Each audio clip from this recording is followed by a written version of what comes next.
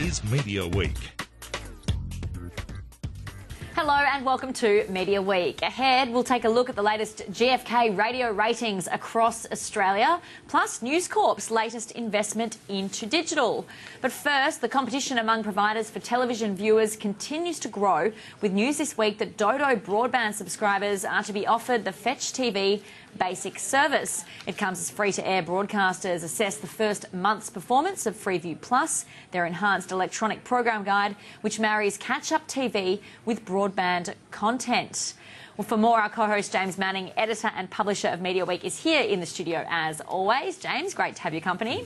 So talk us through what Dodo broadband subscribers are to be offered. Yeah, it's going to be the basic Fetch TV subscription service, which is a good result for Fetch. We had Scott Lawson in the other week from Fetch telling us a little bit about the business. But yeah, it's great to sign up. They're a big provider, Dodo, a lot of customers out there, and this will be a bundle, if you like. We're hearing a lot about bundles. Foxtel expected to soon give us some details about their bundle, but this is the other side of the business. This is the telcos now bundling TV with their offering instead of TV providers bundling broadband with theirs. So, you know, the competition for eyeballs is getting pretty intense out there. Yep. And, you know, it was interesting to get some insights from Freeview, because they used to be just battling Foxtel, if you like, to stop their customers going there. But now there's lots of other providers starting to make significant inroads.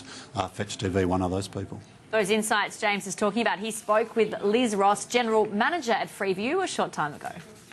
Liz, welcome. It's great to get you on today. I wanted to talk a little bit about the Freeview Plus launch. I think it went out nearly about a month ago. How's it been going initially? Well, the launch has gone very, very well. We've been inundated with inquiries through our call centre and our website, and retailers are reporting back that they've got quite a few people coming in looking for receivers in retail stores across Australia. So I'd have to say in 4 short weeks it's going really well. Now just recap, because it's something I don't always keep up most in my mind, that it's not just the commercial free-to-air broadcasters. Freeview also pulls in the ABC and SBS too, correct? That's right. So the viewers that get hold of new receivers that carry Freeview Plus certification will get access to the additional content from the commercial broadcasters, all of our commercial broadcast members, as well as the ABC and SBS. So at the moment that means all the catch-up from all of those members, including ABC and SBS. Yeah, now we've talked a little bit on the show about Freeview Plus just prior to the launch. The big things for me that I thought were good was the EPG, which incorporates now all catch-up from all the members of Freeview. Is that the big selling point? Yeah, the big selling point is catch-up TV on the TV, all in one place as well. So viewers are not playing around with different apps. They're just going to one destination to get all of the catch-up TV. Yeah. Now, also, there didn't seem to be much activity at retail prior, which is probably good because you don't want to go too early with it. But what's the latest on sets available in retail for people wanting to take advantage of Freeview Plus? Yeah, James, there's LG and Sony have both got a number of their model families are certified Freeview Plus. We've got a number of manufacturers that are very close to releasing products. By Christmas, you'll find, I would imagine, that we could have anything up to 5 or 6 or more manufacturers with anything from multiple TVs to set-top boxes as well. Okay, so tell us about those manufacturers, because there's the sort of household names, the Samsungs, the Sonys, the LGs. Yeah. There's also a growing market of Chinese imports, is that correct? Yeah, that's right. You know, manufacturers like Hisense, Changhong and TCL are developing very good products and very low priced products, and it's, I mean, the consumer's a winner. You know, I believe one of those manufacturers will have a TV that's a 32-inch for under $400, and it'll be certified Freeview Plus. Okay, and tell us about the set-top boxes, because if you're not ready to upgrade your TV but you think Freeview Plus sounds like something attractive you'd like to try, how much will that cost you and what's available? Well, you should certainly be able to get a set-top box for under $150 and possibly as cheap as $99. And we know that the first set-top box should be in the market around about November, but there's a number of manufacturers that are developing set-top boxes as we speak. And another exciting feature, I guess, for a lot of people is about the possibility of extra content. Channels now can launch, I guess, broadband content in addition to their free-to-air signals. That's more a long-term proposition, I guess. Seven seem to be the most excited about what that offers them. Just give us an update on where we are with that. Yeah, so all of that's possible, and I guess it's up to each network to, they'll work through their strategies of timing and what sort of additional content they'll deliver.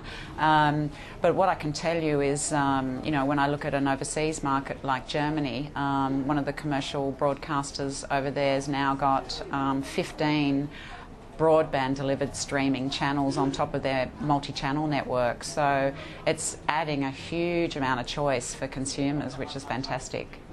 Yes. What else is happening in that overseas market? We're talking about a very sort of a slow take-up, and do you have any sort of targets? Well, overseas, in Germany's the most mature market. I think at this stage they've got something like 50% penetration of HBB TV receivers, and I think that it's around about 10 million receivers was I think the total at the end of 2013. We're aiming for, a sort of, I guess, a slow adoption rate because we're reliant on people to turn over their televisions, actually go and buy a new receiver or a set-top box. So after the first 12 months, if we hit 10% of homes, we'd be very happy. And tell us about sort of what are the options when it comes to what channels could do with extra content. Could we see things like ad-funded channels, for example? And I know Seven's been talking about maybe showing off some of what they can do for the Australian Open in January. Yeah. Well, I've seen some really exciting applications for sport, just as you mentioned, the Australian Open. If you looked at something like a tennis tournament or, Olympics or Commonwealth Games, those sorts of events where there's multiple events occurring at the same time, of course, the viewer gets to see not just what's telecast live on terrestrial broadcast, but they get to see all of the other events that occurred within that particular event program. So with the tennis, if Seven go ahead and do some sort of extension for the tennis, I guess the opportunity for them is to deliver more options for consumers so that they don't miss the other matches. Not all the action happens on one court. And we've seen this occur with the Winter Olympics. I saw a beautiful application out of Germany for the Winter Olympics earlier this year. Things like the Summer Olympics will be phenomenal when we get to the Summer Olympics, and we've got this opportunity to extend through an HBB TV application streaming. We, as I said, Seven have been very enthusiastic about this. At their full-year results recently, they had a TV set up in the back of the presentation area, showing off people what they could look forward to getting using Freeview Plus. Tim Warner, the Chief Executive of Seven West Media, also said, look, they hadn't ruled out maybe offering some subscription content on there. So in effect, if you like, premium content, which they might be able to charge viewers for. Does that mean Freeview might have to eventually change its name? Well, Freeview's going to deliver access to all of these services, and we're not going to charge for the access.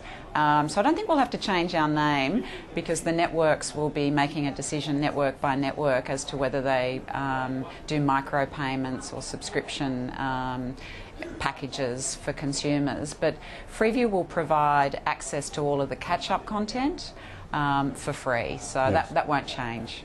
Okay. Yeah. And you mentioned, I think, at the launch that, look, all your members are equally supportive of this. I think one of the regional networks, I think Prime, didn't really see any short-term gain for them. Is there any update on them sort of coming to the party on this?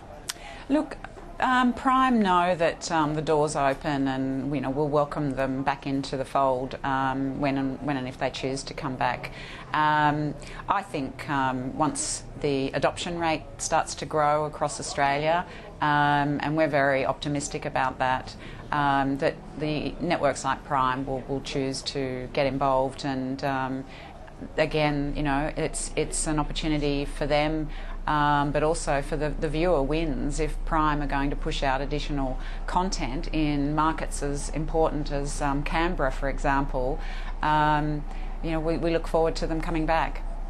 And there's also been a lot of publicity about the budget pressures on both SBS and particularly the ABC. Have they given any indication that they might need to review their expenditure, or this is part of their strategy? And does it cost a network much to offer this? It really doesn't cost a network much at all. And if you think at the moment what they're doing these days with content, you repackage content for all different delivery channels.